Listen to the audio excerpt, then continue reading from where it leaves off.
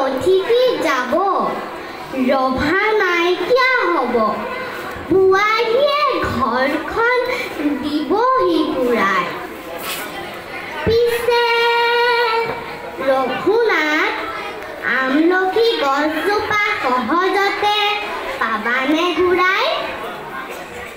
দৰাটিক মাতাচোন এজুলুকা আশীৰ্বাদ দিওঁ বাৰু যাওঁ গছজোপা কটাৰ বাবে ৰুটি ভাজি ৰসগোল্লা একোকে নেখাওঁ